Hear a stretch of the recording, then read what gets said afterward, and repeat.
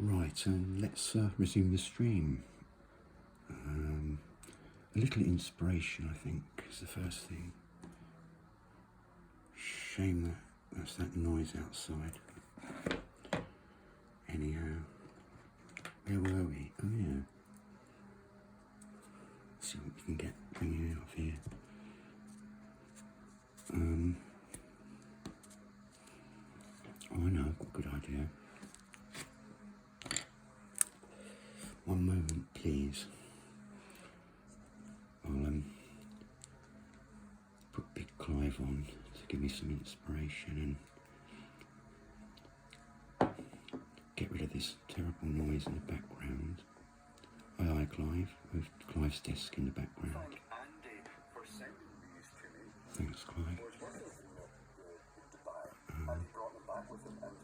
That's the thing, unless you live in Dubai, you can't buy these lamps. They're not available anywhere else because Philips doesn't really want them available anywhere else. They'd much rather you It's have quite noisy, this one isn't it? instead. Anyway, we'll try, shall we? So the story behind these, well, let me get into the technology first, and then we'll talk about the story. So Get into here some is paint first, I a think. typical 4-watt LED filament lamp, and here's a typical 2-watt. 2-watt one, and generally speaking, these filaments are rated 1 watt each, which is disappointing because this Philips lamp is running at 1.5 watts each. And it does say that it's got a lifespan of 15 years or 15,000 hours. Paint's Well, great. I very much doubt it's going to get 15,000 hours or 15 years unless you just never take it out of the packet, because it'll be grilling the LEDs. Green, So really. the way these achieve that super high efficiency, this one gets 100 lumens a watt. These ones get 200 lumens a watt. The way they achieve that is by 200 lumens a underrunning the watt. LEDs. So whereas, well, let's compare. Here's a 2-watt one, and it has 1, 2, 3, 4, 5, 6, 7, 8 filaments. Here's a classic 2-watt lamp. It's only got 2. So instead of running these filaments at 1 watt, they're running them at 1/4 watt. Let me show you this one red. Let me bring up the Hawking. This is a Good idea. I've had so many false starts from this video. It's actually it's a complicated story. These lamps are intriguing, but they have an interesting history behind them, and well, I'll let you judge for yourself. So, a Skirison, it's cold white. This is a fairly standard thing, and putting it off short for 2 watts, that's actually really bright. It says 2.2 watts, current is 18 milliamps, and power factor is 0.5, which is very typical for a lamp like this. I was kind of hoping for better power factor, but it is not to be. Let's bring another lamp in. Let's bring in a rather splendid 2-watt lamp, and they're still working that basis, 4 times as many filaments. So this time we've got 12 LED filaments in one lamp, which is ridiculous. Oh dear. I screw it in. Oh dear. It lights up cold white again. There is a reason for that. 3.6 Oh dear. watts roughly. Oh Power dear. factor 0.5, current of 28 milliamps. Let's, for completeness, let's plug in the little dinky one, the 1-watt lamp. My 1-watt lamp holder is the 1-watt lamp. Should we say the Big Cat lamp holder? Here's a lamp. This one is a warm white, warm-ish white. Everything's biased towards low temperatures. Or should we say high color temperatures, colder whites. So I plug this one in, and it lights nice and brightly for 1 watt. It's exceptional for 1 watt. 1.15 watts, 9 milliamps, and about, say, 0.5 power factor again. So they're all 0.5 power factor roughly. Okay, that's reasonable enough. Pink Payne's grey. Just Payne's. Paint them away, you know. So this was a joint venture between Philips and His Highness Sheikh Mohammed bin Rashid Al Maktoum, the ruler of Dubai. I probably pronounced that wrong. My apologies if I have. Feel free to correct me with the pronunciation down below in the comments. And I am a prawn. I am a tiger prawn. A 5-year exclusive deal for Philips to supply the Dubai lamp. And they have achieved that efficiency. They've achieved the doubling of efficiency purely by underrunning the LEDs. That doesn't doesn't just result in them running a lot cooler, it operates them in a more efficient zone because the harder you push it, the less efficient it gets. And it also means that the circuitry, because it only goes up to 3 watts, that's the highest power of the Biolambic here. Can't really see 1, 2 and 3 watts. 3 watt Biolambic. Because of that, the base runs cool as well. So you've got 2 running LEDs, 2 running electronics. They're going to last a very, very long time as well good. at that high efficiency. So there are only 8 LEDs in the range. You have the 1 watt LED, you have the 2 watt LED, you have the 3 watt LED, and you have an MR16 style one, which I do not have, which is rated 3 watts and operates at 12 volts. They do not, notably, do a GU10 one. And this is sensible because one of the biggest problems with the GU10 LED lamps, they have a very high failure rate because the circuitry is inside the base and it runs the LEDs at, typically they try to aim for 5 watts, 9 watts, they absolutely grill these. The LEDs get hot, the circuitry gets hot, they fail very quickly. By minimizing the amount of circuitry in these, by using a 12 volt supply, an MR16 lamp rated just 3 watts, it's going to result in a long life. So 4 lamps. The 1, 2, 3 and the MR16 plus the same in warm white. That's what we've got. Cold white and warm white. And this has pissed the architects off completely royally because it's not. It means that they can't specify lamps like this for installation. They've been told you have to use these lamps. So they can't use this big IKEA globe lamp, and they can't perhaps have the designer vintage lamp, which is also quite popular, these nice long filaments. And they can't, I presume they can't, have the sort of decorative lamps like this that use discrete LEDs inside, which is a shame.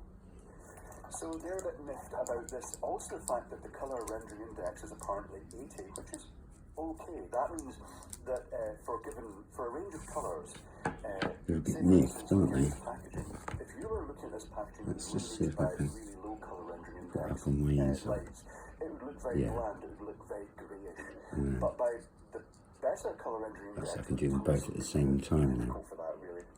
It's got a broad spectrum, it gives it all the Put some of this yellow on. colours, and every colour shows in the spectrum, but this has probably not got quite a completely perfect spectrum.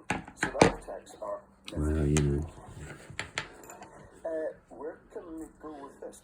So the cost of these is between £3.60 to £6.60. That equates Go to this somewhere way, between $5 and $9 each lamp, which is fairly expensive. But this lamp, this 3 watt lamp, keep in mind it's putting out twice as much as this Like lamp. bamboo.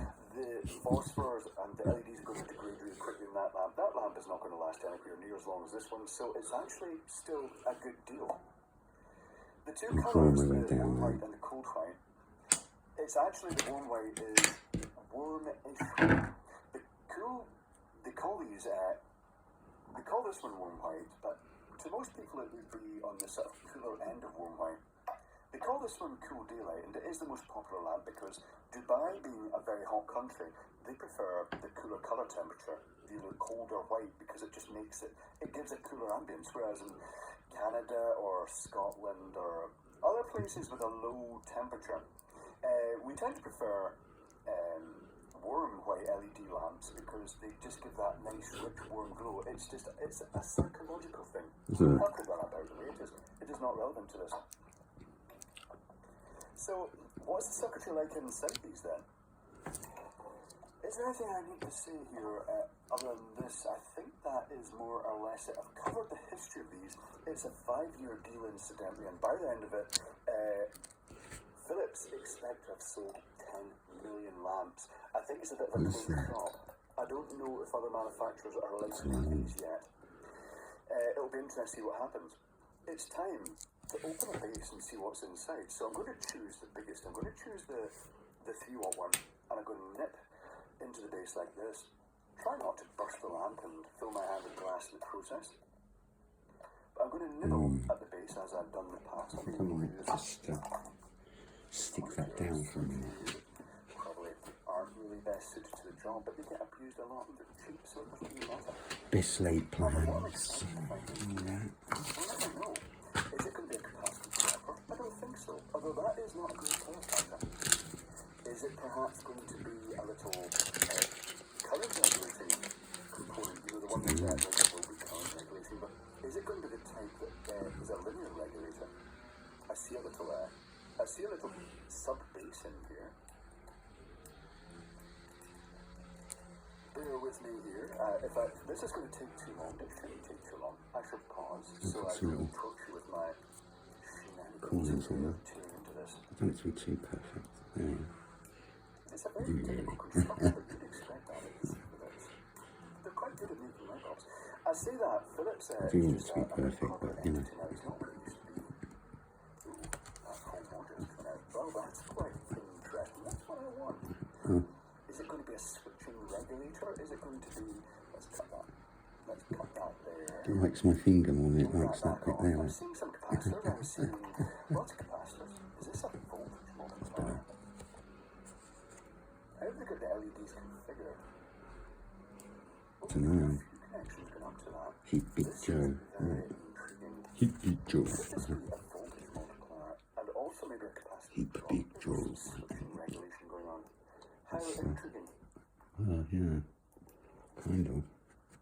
I shall proceed with caution here because I don't want to destroy the evidence, if you will. Let's see if we can remove as much That's of this okay. That's got a bit metal more as possible. robustness to it. I thought there was a little plastic cup in there, but it really, it's just heat shrink That's Clive too. around the electronics, which is good. I like listening to Clive for inspiration. Like the video. Well, that's going to be one weakness. For sure. But having said that, this is running low, so they're not going to be abused like in some of the other light fittings. In previous videos, I have taken other lamps apart and I've modified them so they run at lower power. A good example of that. This is the connection. Right, So should this we is go what on we it then? use Yeah. inside. Going on to this. We've got two connections going up here. It's going up through these LEDs, down through those LEDs, joining together up and down again. So they have four sets of filaments in series. This is almost certainly going to be I think it's going to be a voltage multiplier. I think it's going to operate at quite high voltage. That's intriguing. You know what? I think we should find that out with a meter. I see a bridge rectifier on the bottom, as you would expect. Right, tell you what. I'm going to take some pictures of this. I'm going to do a bit of reverse engineering. I'll see circuitry as well, including a weird little component. I think we need to investigate this further. One moment. Shut up. Just before I take a photo and reverse engineer this, I've worked out the polarity. I've connected it to a meter. I've set it to 1,000 volts because I think it's a fairly high voltage across these filaments, but don't know. Want to check that out? Let's do the test. It's a lawnmower. That's what it is. The voltage across the filaments is 227 volts. Okay, that's useful to know. And now I'm going to disconnect this. I'm going to watch the voltage gradually going down very slowly there. So that makes mental note. Circuit board contains spicy voltages. Okay. Right, I'll The be back lawnmowers in of a Surrey. moment. Some considerable time later, the reverse engineering is done, and it's a very, very odd circuit. Very strange indeed. It seems to have like duplicates of everything. I don't know if this is just to keep it small by using two small, say for instance, these two capacitors here are effectively in parallel. Maybe that's just for a size, or maybe it's just for reliability that they're just providing duplicates. And likewise, this capacitor and this capacitor, they're both effectively in parallel, along with these ones. It's very strange. I'll show you the schematic in a moment. But it's basically, it's a capacitor dropper, but with a bit of active circuitry. You can see a transistor here. You can see a transistor here. To actually work out this transistor was, I initially thought it was an NPN transistor. I ended up having to desolder it from the circuit board, put it on a tester, and then actually solder it back onto the circuit board because I want to put this back together again and test something afterwards. That means soldering all those components on as well. The only way I could reverse engineer properly was to actually desolder all the capacitors and the inrush limiting resistor. But things worthy of note before we get to the schematic. There are four capacitors in parallel. Two 330 nanofarad ones, one across here, and then these two, presumably 25 nanofarad, because the total when I removed those ones was 50 nanofarad, but we'll talk about those when I look at the schematic. There is a bridge rectifier, that's reasonable enough. Smoothing capacitors, that's reasonable enough. The inner limiting resistor here. I don't understand this And then at all. there's a smattering of other components that effectively make up a little bit of extra current regulation. Now the lamp itself, I have counted a number of filaments. You'll see it is flickering merrily away here because I've improvised a temporary power supply to run at very low current. The LEDs are all running at 20 microamps each at the moment. It's two 470k resistors and a bridge rectifier now. I can touch that because there's resistors between them and the mains. But it's running at low current, and that let me get close up the magnifying glass and actually count on the very few chips and see roughly what shape they were. There are 21 chips in each filament, giving a combined total voltage of about, it comes in, hold on, let me just work this out. 21 chips times, and at full current it's about 2.7, about 56 volts per filament. But when you're running at low current, it drops way down. It actually drops down to just over 40 volts, but at super micro low current. But that let me count them, and also the shape of the chip suggests they're what are called flip chip, which makes sense. A flip chip is basically, it's an LED, but well, if this was the, what, UVC ballast, if this was LED, instead of actually mounting it onto the substrate and then actually having, say, bond pads onto it, and then jumping wires onto it, off the actual circuit board itself, what it does is they actually carry those through to the bottom so that effectively it just mounts directly down to either glues or solders directly onto the substrate, and that's what makes the connection. So what you're seeing under there are just a bare chips. There are no little gold bond wires. It makes it very easy for manufacture. Also takes a lot of stress off the chip manufacturer, I guess, and makes it more reliable. Certainly, look at these. I can see two at that super low current, two very slightly dimmer chips, but other than that, they're pretty well matched in that. Let's take a look at the schematic. Oh, one other thing before I put this out of the way. Schematic. This aluminium rim is attached to this before the main base is attached. So what they do is they either solder or just tuck the wire through that's going to make connection. They smear some glue around. Actually, you know what? I'm just seeing the wire just laid across that. That's great.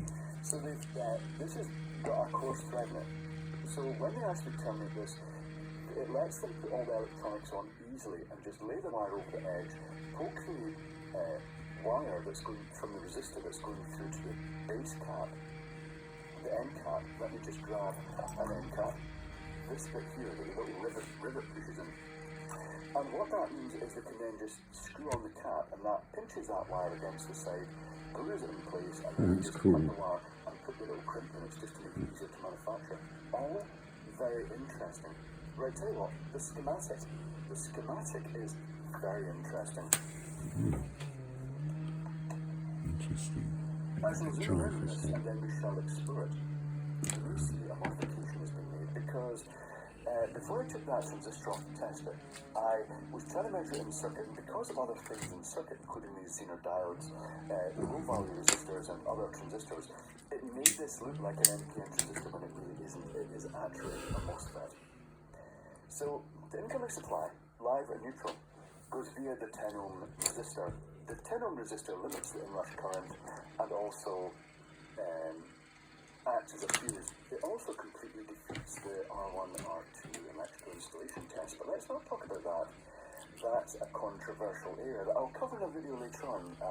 An electrical test in the UK that is actually just out of date to the point of being a bit silly now. Bring this through, all the way through. Nice. Yes. Capacitors. Monsieur. We have 4 capacitors in parallel. We have 2 330 nanofarad 250 volt ones. Now you think the 250 volt seems quite low for something that's operating with a peak voltage C less than about 350 volts, but in reality there's such a drop across the LEDs that the voltage that is being dropped across the capacitors is quite low at the end. Initially, when it's charging up these capacitors here, it could be a bit higher, but that 10 ohm resistor will once again actually act as a limiting factor there for the voltage crossing. Then there's the bridge rectifier, and then there's 2 capacitors in parallel. Two 4.7 microfarad 350 volt. That's Again, they're only going interesting. to go up to about 200 or so volts across the circuit. Then, at this point, a cheap lamp would just have stuck the LEDs more or less straight across that, maybe with a resistor in series, but in this case, they have a very complex bit of circuitry. They have a linear current regulator. So we have some resistors feeding the gate of this MOSFET. The MOSFET turns on, current flows through the LEDs, and as the current increases, the voltage across these two sense resistors, 31 ohms total to 62 ohms in parallel, rises up. As soon as it reaches about 0.6 volts, it turns on this transistor, which then starts shunting the gate of the MOSFET, and therefore it more or less keeps the voltage across these resistors at 0.6 volts, which acts as basically a simple current regulator. And it's not going to have a huge range because there are two parallel Zener diodes. Let me show you the Zener diodes. These two Zener diodes are apparently 12 volts, and they are in parallel with that. So if it ever exceeds this circuitry, or if this circuitry ever fails, these will kick in and it will just drop that 12 volts across the Zeners. Now, a couple of things to note. I think the reason it's got the linear current regulator is because simple capacitive limiter lamps, you sometimes get an effect where if the mains voltage fluctuates up and down a bit, because the voltage of the LEDs is very close to the mains voltage, it causes a slight visible intensity ripple. I reckon that this simple linear regulator is to compensate for that. It is effectively, if you've seen those super simple LED circuit boards with basically what looks like a little 8-pin chip or a big transistor, and it actually actively regulates the current directly at mains voltage. That's what this is doing, but because it's operating in a very small range, they've done it with discrete components, a lot cheaper. Also, it doesn't have thermal sort of feedback. It doesn't need it because if anything goes wrong, if the voltage across it goes too high, these Zener diodes will conduct, and besides, the dissipation from the circuit is really low anyway because it's designed to be a really low power lamp.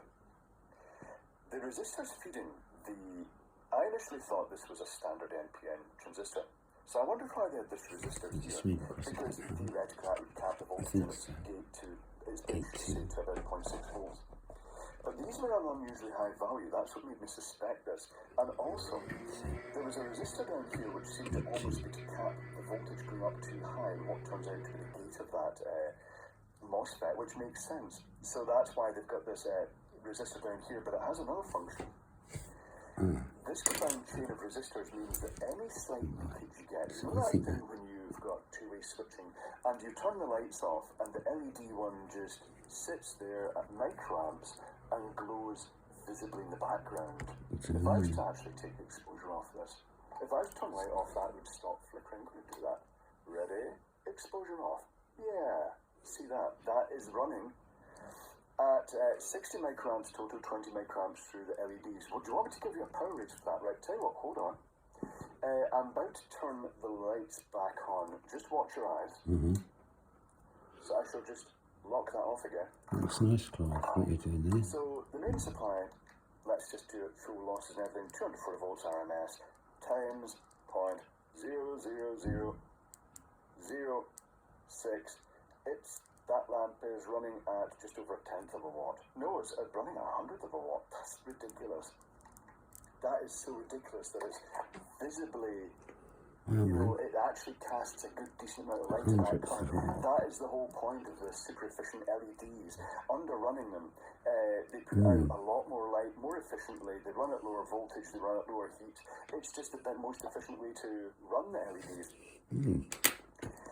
But that's about it now. What I want to know, I want to put that circuit board back together again. That's great. And I want to tap off a couple of wires across here and see what voltage is being dropped across here.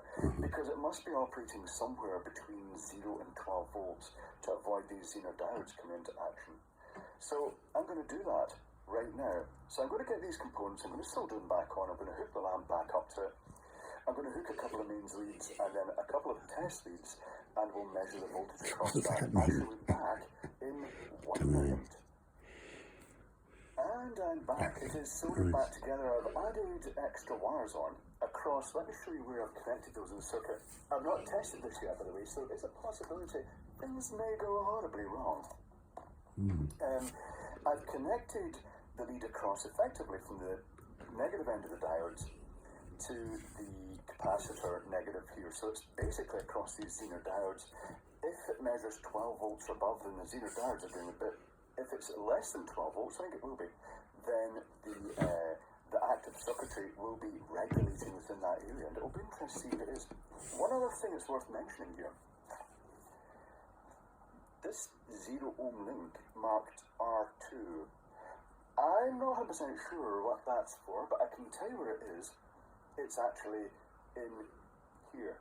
So my guess is that it was an attempt at adding the possibility of just a little bit of extra regulation between these two capacitors. By adding a resistor there, it would have dropped the voltage slightly, and it also prevented, it would have actually reduced the ripple on the LEDs. Not that there is much ripple on the LEDs from the original lamp. It is very good.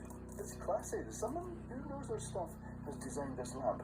Anyway, let's connect this to the quick test, and I do feel the need to warn you that I have not tested this. It may go bang, just in case you need fresh underpants on hand for when I connect this up.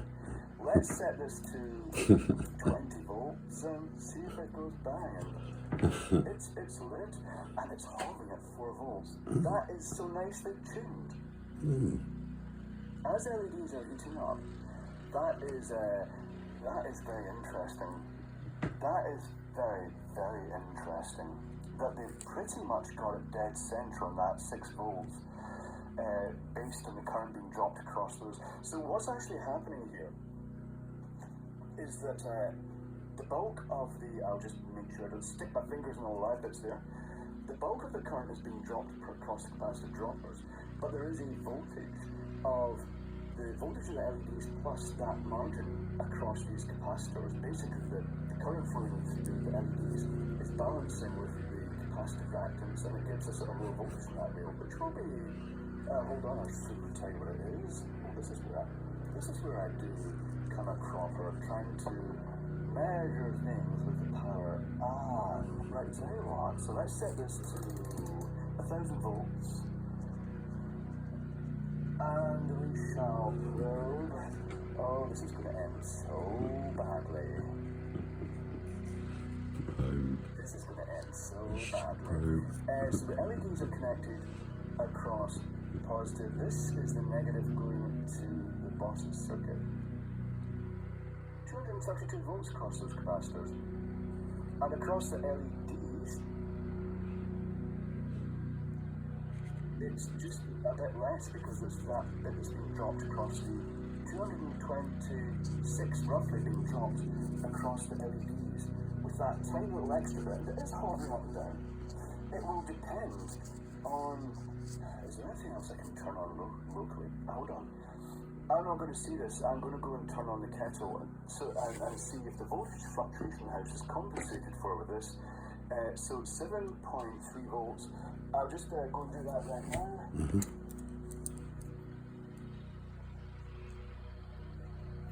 7.3. It's compensated. The voltage is dropped and it's regulating the current. That is amazing.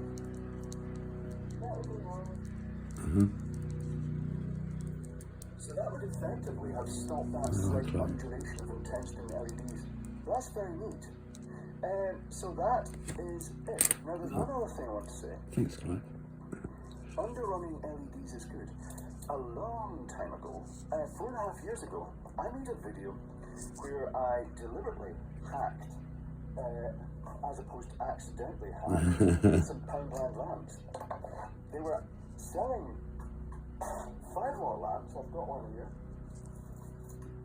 The cover is off for a reason. It actually looked nicer through, even though it's live, it looked nicer through the crystals of the chandelier. That it's in the chandelier, the plastic chandelier in my sort of porch. And this lamp, you'll see it have a little bit of ripple because it is just a simple capacitive dropper. This lamp, I modified it to be half watt because they originally supplied them at 5 watt and 3 watt versions, but the only difference was the capacitor inside was different. And if the 5-watt ones absolutely grilled the LEDs, the 3-watt ones would last a long time. I adapted this one to half-watt. It has been running now for about 50,000 hours. There's no point in switching off. I just sleep on 24/7. That's amazing. 50,000 hours at half a watt for about a total power consumption used at total cost of electricity, keep in mind, 4.5 years, 50,000 hours at about half a watt, 24/7. It's cost less than £4 to run. And this thing looks just as bright as it was then. I mean, it's obviously not mega bright. Let me turn the exposure off and turn this off, and you'll see it just washes the place of light. It is perfectly acceptable. It illuminates the porch, but not excessively brightly. So that's what happens when you underrun LEDs. They increase in efficiency. They last a lot longer. It just basically takes stress off all the components in the lamp. The light is coming back. Watch your eyes. So that's more or less it. The lamps, the Dubai lamps, are absolutely fascinating. They're a really interesting design. It's worth mentioning that the fact that the circuitry is based on a capacitive dropper means that rather, they're not sure this is going to also displease the architects greatly. As the box alludes, as soon as I saw the circuitry, worked out what it was, I said, that's not dimmable. That is not dimmable. These lamps are not dimmable. So if the architects want intensity control, they're going to have multi-circuit chandeliers or lights that they can switch in sections of light.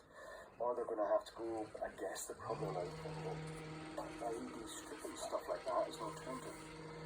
And there we go. Fascinating lamps. It's a shame they're not available in other parts of the world, but I guess maybe it's just the fact that maybe they're too good. Maybe they're going to last too long, and that's why they don't really want to make them available elsewhere, and also the cost. Keep in mind that, say, this is a 3-watt lamp, and this is a 4-watt lamp, and this one effectively has 3 times as many filaments. It's 4 filaments per watt, which is that's the equivalent. This would make this a 1-watt lamp, and that just increases the manufacturing cost. So having said that, so noisy, isn't it? Flip chip assembly. These are totally machine manufacturable. There's no need for people to be using a little light. In the early days, all the LEDs were connected wire bonds. The flip chips has changed that completely. It's very much an automated process now. But there we go. My favourite style of LED lamp, the LED filament lamp, has just reached its pinnacle with the Dubai lamp by Philips. As I say, shame they're not available over here, even at a slight extra cost premium. Thanks, Clive.